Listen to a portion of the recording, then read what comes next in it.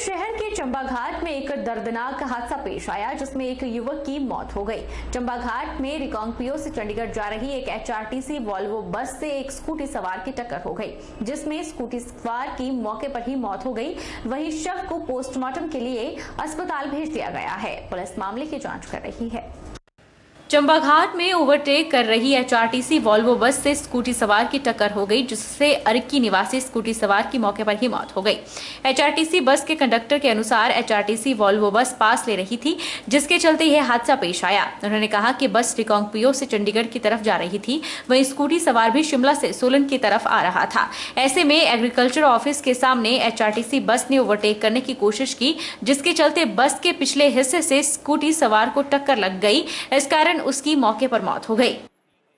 शिमला से चंडीगढ़ साइड को जा रहे थे सर, और ये भी चंडीगढ़ साइड को ही जा रहे थे। तो काफ़ी जगह थी बाहर से निकलने को बस को, जैसे बस से काफ़ी बाहर थे, लेकिन जैसे ही थोड़ी सी हमने गाड़ी आगे खिसकाई तो बीच में टकरा गए, और जब तक गाड़ी हम रोकते तब तक आ गए थे टायर के नीचे। ये शिमला से चंडीगढ़ जा रही थी, मतलब रिकांगपिओ से आई ना सर, लेकिन शिमला से चंडीगढ़। शिमला में इसका ड्राइवर भी चेंज हुआ और कंडक्टर भी चेंज हुआ। हो सकता है शायद, मतलब जैसे हमने गाड़ी आगे करने की कोशिश की तो इनकी जो स्कूटी थी वो शायद इसके से टकरा गई, क्या बोलते बस से टकरा गई, हो सकता है। हाँ जी। उधर एएसआई सीताराम ने बताया कि रिकांगपिओ से चंडीगढ़ जा रही बस चंबा घाट में अचानक ओवरटेक कर रही थी। ऐसे में स्कूटी सवार को बस से टक्कर लग गई और अनियंत्रित होकर स्कूटी सवार नीचे गिर गया। उन्होंने कहा कि बस के साथ टक्कर होने के चलते स्कूटी सवार की मौत हो गई है। युवक की पहचान भूपराम 38 वर्षीय निवासी अरक्की के रूप में हुई है। हो सकता है कि भाई अभी तो जो लोग बता रहे हैं मौके पे, अभी तो यही बता रहे हैं कि बस वाले की गलती है, लेकिन अभी इसकी छानबीन की जाएगी, लोगों से भी पूछताछ की जाएगी, तो जैसे भी होगा कार्रवाई की जाएगी। ये बस जो तो शिमला से रिकांगपिओ शिमला से आ रही थी, तो यहाँ बेरपानी के पास एक स्कूटी वाला जो आगे चल रहा था, उसमें जो मौके पे लोग बता रहे हैं कि भी इसको टक्कर मारी है इसी बस ने। राष्ट्रपति रामनाथ कोविंद के हाथों सर्वोच्च सम्मान पद्मश्री प्राप्त करने के बाद चंबा वापस लौटी पद्मश्री ललिता वकील का संस्थाओं और लोगों की ओर से स्वागत किया गया। जैसे ही ललिता वकील चंबा मुख्यालय पहुंची तो लोगों ने पारंपरिक वाद्य यंत्रों से स्वागत करते हुए उन्हें शुभकामनाएं दी। नोट ऑन मैप संस्था के सह संयोजक मनोज शर्मा ने कहा कि चंबा के लिए आज खुशी का मौका है। पद्मश्री ललिता वकील की ओर से चंबा रुमाल की कला को सहेजने और इस दिशा में लगातार बेहतर कार्य करने से ही उन्हें यह सम्मान मिला है। इससे जिला चंबा के सभी लोगों को प्रेरणा मिली है। चंबा रुमाल को ऊंचाइयों तक पहुंचाने की दिशा में लगातार बेहतर कार्य करने को लेकर चंबा शहर निवासी ललिता वकील को दिल्ली में राष्ट्रपति रामनाथ कोविंद के हाथों सर्वोच्च पुरस्कार पद्मश्री से सम्मानित किया गया। उनका चयन विभिन्न क्षेत्रों में महारत हासिल देश भर के 128 लोगों में हुआ था। इससे पूर्व कला के क्षेत्र में उत्कृष्ट कार्य करने पर ललिता को 1993 में राष्ट्रपति शंकर दयाल शर्मा ने भी सम्मानित किया था। आज चंबा पहुंचने पर उनका भव्य स्वागत हुआ। 50 साल पहले मैंने शुरू किया था ये काम, मुझे अब ये चौथा प्रेसिडेंट अवार्ड मिला है। ये पद्मश्री का पहला है, पहले नेशनल अवार्ड ले चुकी हूँ, ये शंकर दयाल शर्मा जी से, फिर प्रणब मुखर्जी से शिल्प गुरु का ले चुकी हूँ, फिर नारी शक्ति का लिया, ये इनका ये पंडित रामनाथ कोविंद जी से, अब दूसरी बार इनके पास फिर अब ये पद्मश्री का भी उन्हीं के हाथों से मुझे मिला है। मैं सबका बहुत शुक्रगुजार हूँ और बहुत मुझे खुशी है इस चीज की कि मैं मुझे इस वक्त इतना ऑनर और इतना सब प्यार दिया, सब चंबा वासियों ने, हिमाचल सब ने मुझे, भारतवासियों ने बहुत उधर भी मुझे बहुत सम्मान दिया और बहुत प्यार से सब कुछ किया उन लोगों ने ना, बहुत अच्छा लगा मुझे। क्रेडिट किसको देंगे आप इसको? देखो ये 50 सालों की मेहनत है, मैं भूलना नहीं चाहूंगी कि जो देव बड़ोत्रा जी थे तो वो मेरे साथ हमेशा से रहे थे, पर अब वो नहीं है। यहाँ तक पहुँचने में जो घर में हम लोग इकट्ठे सारा काम करते थे, तो उनका मैं बहुत तहे दिल से शुक्रगुजार हूँ कि उनकी बहुत मेहनत थी, जो मेरे साथ उनका प्रयास था वो यहाँ तक। जनमंच कार्यक्रम को लेकर लोगों को जागरूक करने के मकसद से उपायुक्त कार्यालय नाहन से एक वाहन रवाना किया गया। एडीसी सिरमौर सोनाक्षी सिंह तोमर ने हरी झंडी दिखाकर वाहन को रवाना किया और लोगों को गांव-गांव जाकर जागरूक करते हुए जनमंच कार्यक्रम का लाभ उठाने के प्रति जानकारी दी। जनमंच कार्यक्रम को लेकर लोगों को जागरूक करने के मकसद से उपायुक्त कार्यालय नाहन से एक वाहन रवाना किया गया। एडीसी सिरमौर सोनाक्षी सिंह तोमर ने जानकारी देते हुए बताया कि 3 अप्रैल को जनमंच कार्यक्रम का आयोजन जमटा खेल मैदान में होने जा रहा है। उन्होंने बताया कि इसके तहत प्री जनमंच में जो कार्यक्रम है वह 2 अप्रैल तक चलेंगे, जिनके लिए लोगों को जागरूक करने के मकसद से एक जागरूकता वाहन रवाना किया गया। उन्होंने बताया कि पजाहल में प्री जनमंच कार्यक्रम को लेकर एक कैंप का आयोजन किया जा रहा है, जिसमें विभिन्न विभागों के अधिकारी यहां लोगों की समस्याओं का निपटारा करेंगे।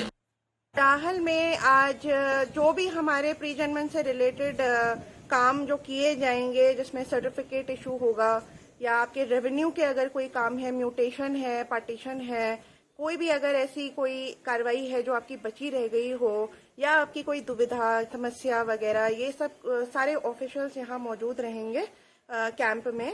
तो पंचायत पंजाहल के पंचायत घर में जो आपका कैंप लगा होगा, वहाँ पर आपने जो भी आपकी समस्याएं हैं जो प्रशासन से रिलेट करती हैं, वो आपने वहाँ जाके उन कंसर्न ऑफिशियल्स को बताना है। साथ ही अगर से कोई काम अगर ऐसा हो जो आपका वहीं निपट जाए, क्योंकि काफी सारे ऐसे डिपार्टमेंट्स हैं जो वहाँ पर अपना फॉर्म्स और कोई भी अगर ऐसे आपने कोई स्कीम का बेनिफिट लेना है तो उसके लिए आपको फॉर्म्स वहाँ पर अवेलेबल होंगे। प्राकृतिक खेती के लिए जिला ऊना के किसानों को प्रोत्साहित करने के हिमाचल प्रदेश सरकार के प्रयास रंग ला रहे हैं। ऊना जिला के 9,857 किसानों के केमिकल वाली खेती छोड़ दी है और अब कम लागत में अधिक मुनाफा कमा रहे हैं।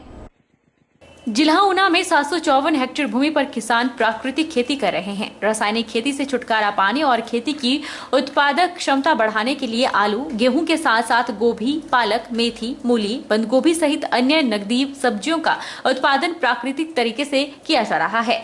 प्राकृतिक उत्पादों का मार्केट में अच्छा मूल्य मिल रहा है और ग्राहक घर द्वार से ही सब्जियां खरीद कर ले जाते हैं, जिससे आमदनी दोगुनी हुई है। इन किसानों की माने तो कई वर्षों तक रासायनिक खेती करने के चलते उनके खेतों की उर्वरकता कम होने लगी थी और लागत भी बढ़ रही थी। इन्हीं परेशानियों से पार पाने के लिए उन्होंने कृषि विभाग से संपर्क कर सुभाष पालेकर प्राकृतिक खेती पद्धति के तहत वर्ष 2018 में पालमपुर में ट्रेनिंग लेने के बाद 1 कनाल भूमि पर प्राकृतिक खेती आरंभ की। परिणामों से संतुष्ट वर्तमान में 25 कनाल भूमि पर प्राकृतिक खेती कर रहे हैं। और ये खेती को मेरे को जैसे कि एग्रीकल्चर के ATM BTM है, उनके द्वारा मेरे को पता चला कि एक नई स्कीम आई है बगैर यूजी से खेती करने का। तब मैंने सोचा कि ये वैसे ही होगा, कोई इसमें फायदा होगा कि नहीं होगा, चलो फिर भी देख लेते हैं। लेकिन जब मैंने पालमपुर में जाकर के श्री सुभाष पालेकर जी से ट्रेनिंग ली तो मेरे को कुछ समझ में आया और आकर के मैंने जो खेत में की है ना रियल में, तो उसमें काफी मेरे को पता चला कि ये खेती यूरिया से बढ़िया है। और मैं 2018 से पहले एक कनाल से चालू किया था मैंने ये खेती। अब मैं ये 25 कनाल में नेचुरल फार्मिंग कर रहा हूँ। इसमें जो मेरा खर्चा है वो बहुत ज्यादा कम हो गया है और जो मेरी आमदन है वो दुगनी हो रही है। ਹੁਣ ਅਸੀਂ ਸਾਡੇ बेटा अपने गोबर दी खाद बनाकर ये डालता है, ਹੁਣ तो ठीक है, सानू बेनिफिट खरा आंदा है।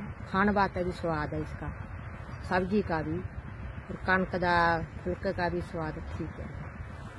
नहीं भी बेनिफिट ठीक है, अपना परिवार सारा असी करता है खेती लगे हुई है। वहीं प्राकृतिक खेती के लिए क्षमता निर्माण प्राकृतिक खेती के बारे में खंड तकनीकी प्रबंधक रजत दत्ता बताते हैं कि प्राकृतिक खेती खुशहाल किसान योजना के तहत प्रदेश सरकार क्षमता निर्माण पर ध्यान देती है। प्राकृतिक खेती को अपनाने के लिए किसानों को जहां ट्रेनिंग प्रदान की जाती है, वहीं सरकार आर्थिक मदद भी देती है। हम जहाँ पे अभी विजिट कर रहे हैं ये जोगिंदर पाल जी का फार्म है। ये 2018 से प्राकृतिक खेती कर रहे हैं। इन्होंने ट्रेनिंग ली थी डॉक्टर सुभाष पालेकर जी से। पालमपुर में 6 दिवसीय एक कार्यक्रम आयोजित हुआ था, उसमें इन्होंने भाग लिया था। उसके पश्चात इन्होंने जो है पूरे अपने जो इनका 15 कनाल का ये फार्म है, इसको जो है प्राकृतिक खेती के लिए पहले तैयार किया और उसके बाद इन्होंने जो जीवामृत, घन जीवामृत, ब्रह्मास्त्र, अग्निअस्त्र और इस तरफ की जो जितनी भी डिकॉक्शन जो बनाई जाती हैं प्राकृतिक खेती में, अनेकों प्रकार की और भी जो दवाइयां हैं, उनको भी बनाने के लिए इन्होंने संसाधन भंडारण जो है इनको आत्मा परियोजना के तहत 10,000 रुपये अनुदान दिया गया है। राजकीय BTC कन्या विद्यालय में वीरवार को चौथा शिक्षा संवाद कार्यक्रम आयोजित किया गया। इस कार्यक्रम में स्कूली छात्रों के साल भर की रिपोर्ट अभिभावकों के साथ साझा की गई। वहीं बेहतरीन प्रदर्शन करने वाली छात्राओं को सम्मानित भी किया गया। स्कूल में विकासात्मक गतिविधियों के लिए एसएमसी के प्रयासों को भी सराहा गया। राजकीय बीटीसी कन्या विद्यालय में वीरवार को चौथा शिक्षा संवाद कार्यक्रम आयोजित हुआ। स्कूल प्रिंसिपल चंद्ररेखा शर्मा ने बताया कि शिक्षा संवाद कार्यक्रम के तहत स्कूल को खंड स्तर पर बेहतरीन प्रबंधन के लिए प्रथम पुरस्कार दिया गया है। जिस तरह से कोरोना की अगली लहर को लेकर चेतावनी दी गई है, उसे लेकर एहतियातन तौर पर अभिभावकों को बता दिया गया है।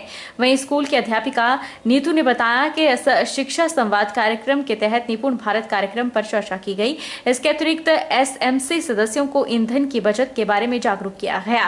उन्होंने बताया कि जिस तरह से ईंधन के स्रोत खत्म होते जा रहे हैं, ऐसे में लोगों को छोटे छोटे प्रयासों से ईंधन की बचत करनी होगी। आज 31 मार्च 2022 है और आज चौथा शिक्षा संवाद है। विभागीय दिशा निर्देशों के अनुसार और समग्र शिक्षा अभियान डायरेक्टर जी के दिशा निर्देशों के अनुसार चौथा शिक्षा संवाद यानी आम सभा होती है। इसमें सभी पेरेंट्स को जो है इस संवाद में आना होता है और वर्ष भर में जो हमारी गतिविधियाँ हुई हैं उस पर चर्चा करनी होती है। तो आज हमने ये शिक्षा संवाद चौथा रखा और शिक्षा संवाद में वर्ष भर में जो भी कार्यक्रम हमारे हुए हैं, जितनी भी परीक्षाएं हमारी हुई हैं FA1 से लेकर के लास्ट SA2 तक, उस सारे परीक्षा परिणाम आज बताए गए। और जो आज मेन टॉपिक होगा वो होगा PCRA program, that is petroleum conservation research association की तरफ से हमें एक वर्ष भर के लिए काम दिया गया था। उसमें लोगों को सेंसिटाइज करना भी था, तो हम अपनी एसएमसी को आज सेंसिटाइज करने जा रहे हैं इस बात से कि ईंधन की बचत जो है, एनर्जी सेविंग जो है वो कैसे की जाए। जैसे कि इस समय की सबसे बड़ी समस्या जो है वो ईंधन के उसमें ही है कि किस तरीके से हमारे जो नेचुरल रिसोर्सेज हैं वो ख़त्म हो रहे हैं, उनको कैसे बचाना है। तो ये जो हमें नेशनल वर्क मिला है, हम इस काम को भी इस एसएमसी मीटिंग के साथ जो है PCRA प्रोग्राम के बारे में जानकारी देने जा रहे हैं लोगों को। सर्दियों में चंबा जिला में भारी बर्फबारी होने के चलते कई मार्ग बंद हुए थे, जिसे लोक निर्माण विभाग ने अपने अपने उपमंडल स्तर पर खोल दिए हैं। बात करें PWD विभाग सलूनी की, तो यहाँ पर भी कई मार्ग पर बर्फबारी के बाद बंद रहे मार्ग, जिसे विभाग ने मशीनरी लगाकर बहाल कर दिया है। लेकिन बाथरी सुंडला लंगेरा मार्ग प्रियुंगल के आगे भारी ग्लेशियर होने के कारण बंद रहा, जिसे अब बहाल कर दिया गया है। बाथरी सुंडला लंगेरा मार्ग प्रियुंगल के आगे भारी ग्लेशियर होने के कारण बंद रहा, जिसे अब बहाल कर दिया गया है। विभाग एक्सिन सलूनी दीपक महाजन ने कहा कि लंगेरा के पास बहुत ज्यादा ग्लेशियर होने से बार बार दिक्कतों का सामना करना पड़ रहा था। कई बार मार्ग को खोलने का प्रयास किया गया, लेकिन ऊपर से और ग्लेशियर आ जाने से दिक्कतें पेश आ रही थी, जिस कारण मार्ग वाहनों के लिए सुचारू रूप से नहीं खुल पा रहा था। लेकिन जैसे ही 14 मार्च के बाद मौसम साफ हुआ तो विभाग ने मशीनरी लगाकर 30 मार्च तक मार्ग को बहाल कर दिया है। उस ग्लेशियर को काटने में काफी समय लगा, लेकिन इस बार विभाग ने काफी कम समय के अंतराल में इस मार्ग को बहाल कर दिया है। इस रोड का नाम बाथरी सुंडला लंगेरा खुंडीमराल तक जाता है। ये पदरी जोत तक रोड जाता है। ये दिसंबर के अंत में ये बंद हुआ था और इतना बर्फबारी होने के कारण हमने इसको खोलते रहे यदा कदा। एक ग्लेशियर पॉइंट जो बहुत बड़ा था लंगेरा के पास, उसको अभी हमने खोल के उसको रोड यातायात के लिए खोल दिया है। 88 किलोमीटर 94 किलोमीटर तक रोड हमारे पास है। 88 किलोमीटर तक हमने रोड अभी यातायात के लिए खोल दिया है। बताते चले कि यह मार्ग अप्रैल महीने के अंत तक खुलता था, लेकिन इस बार मार्च के अंत तक मार्ग को बहाल कर दिया गया है।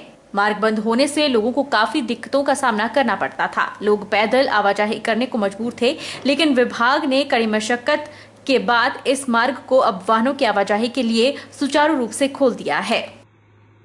पिछले कुछ दिनों से मंडी जिला प्रशासन द्वारा पडल मैदान को युद्ध स्तर पर खाली करवाया जा रहा है, ताकि पडल मैदान को समतल कर खिलाड़ियों के अभ्यास और खेलने योग्य बनाया जा सके।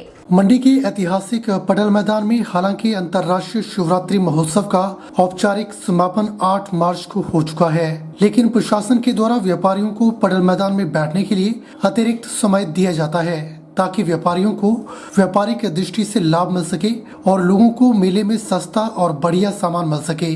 वहीं व्यापारियों को दी गई अतिरिक्त समय अवधि समाप्त होने के बाद अब पिछले कुछ दिनों से मंडी जिला प्रशासन के द्वारा ऐतिहासिक पडल मैदान को युद्ध स्तर पर खाली करवाया जा रहा है, ताकि पडल मैदान को समय पर साफ, स्वच्छ और समतल किया जा सके। अतिरिक्त जिला उपायुक्त मंडी जतिन लाल ने बताया कि 1 या 2 दिन में मैदान को पूरी तरह से खाली करवा दिया जाएगा और जिला युवा सेवाएं एवं खेल विभाग को निर्देश जारी किए गए हैं कि वे जिला प्रशासन को मैदान समतल करवाने के संदर्भ में एस्टीमेट तैयार करके दें, ताकि मैदान को जल्द से जल्द समतल करवाया जा सके और युवा खिलाड़ियों को खेलों के अभ्यास के लिए मैदान की सुविधा मिल सके। जैसे कि आप सब जानते हैं कि हमारा मंडी इंटरनेशनल शिवरात्रि फेस्टिवल का समापन हो जाने के बाद दुकानें कुछ दिन बाद तक रहती थी, तो आज या कल में वो सारी दुकानें हमारे पड्डल मैदान से हटा दी जाएंगी और उसके बाद जो हमारा पड्डल मैदान है, जो हमारे ज़िले के youth and sports service department के अधीन है, उनको ये आदेश कर दिए गए हैं कि वो जल्द से जल्द अपना एस्टीमेट बनाकर हमें पुट अप कर दें और हमारी ये पूरी कोशिश रहेगी प्रशासन की कि हम पड्डल मैदान को जल्द से जल्द रिपेयर करा के जो हमारे यूथ है उनके जो खेलने कूदने के लिए उसको वापस से ठीक करा दें और जल्द से जल्द उसको समतल कर दें, ताकि जो हमारे बच्चे हैं, जो हमारे प्लेयर्स हैं, जो भी वहाँ पे प्रैक्टिस करते हैं, जो भी यूथ आते हैं, उन सब के लिए जो खेल कूद की व्यवस्था, वॉक की व्यवस्था हमारे, तो वो सब जल्द से जल्द हो सके। तो इसमें हमारी पूरी कोशिश रहेगी कि ये सारा काम जितना जल्दी हमारे पास उनका एस्टीमेट आएगा उसके बाद हम इसको करवा दें। वक्त तो चला है छोटे से ब्रेक का। ब्रेक के उस पार फौरन लौटेंगे, आप बने रहिए हमारे साथ।